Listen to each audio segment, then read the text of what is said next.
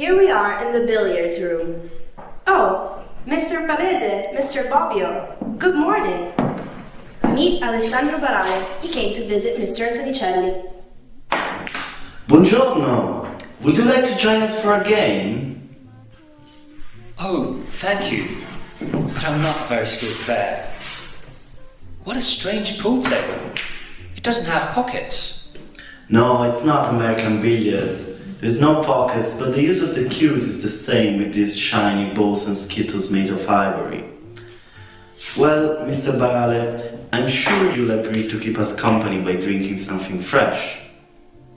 Please, let me serve it to you. Go back to your game and your conversations.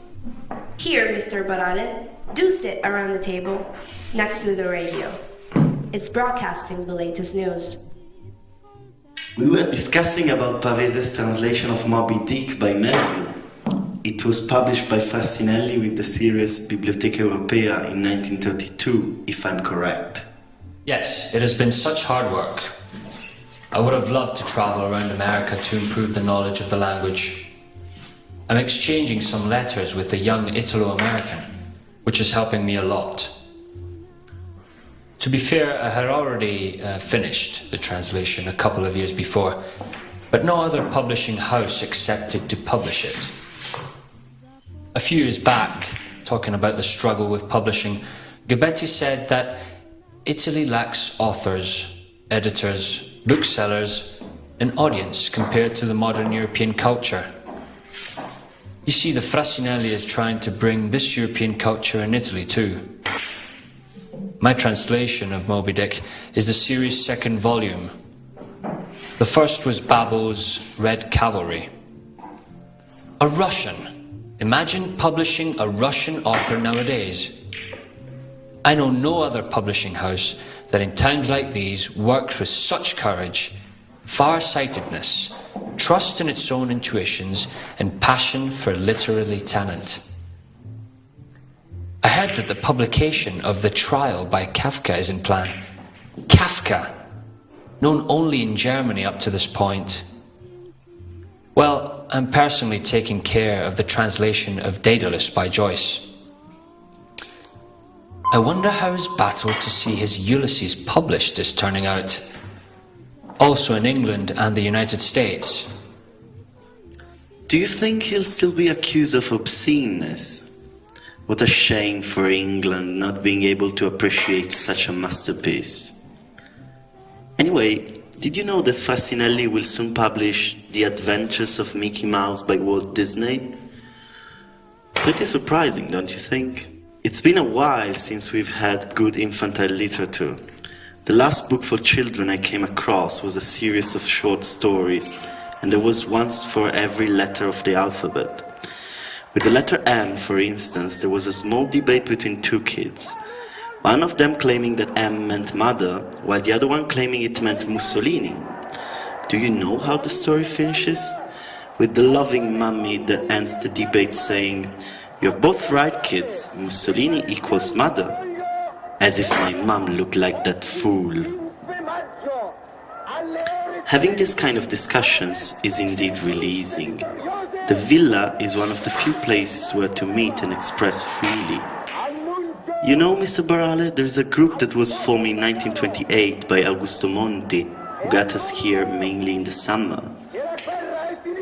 As Antonicelli himself says, this is a small group of fellows that meets with the most spontaneous pleasure to redeem the soul from the weight of suspect, cautious silence, concerns, and sudden dangers.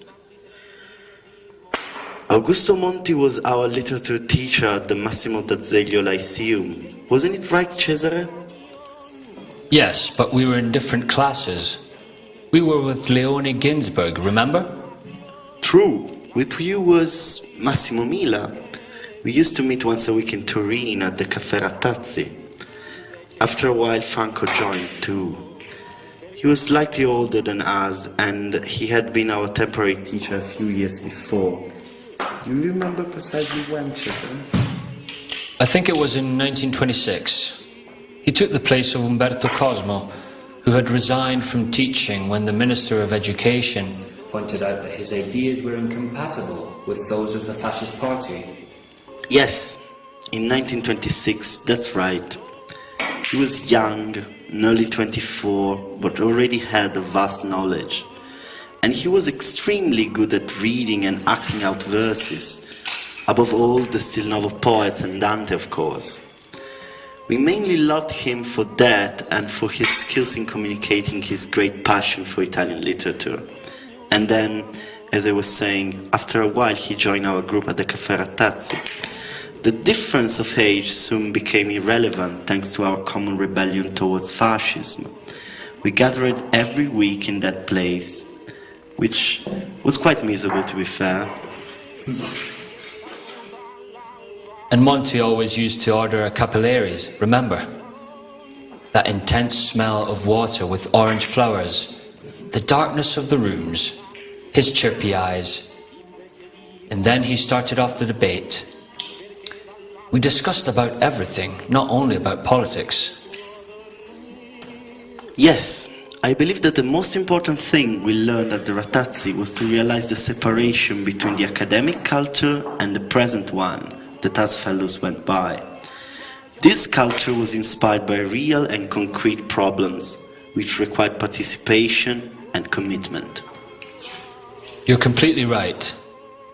But let's stop reminiscing. It's your turn, Norberto. Can you please take your shot? Oh, yes. We'll take advantage and move to the games room. Farewell. Goodbye.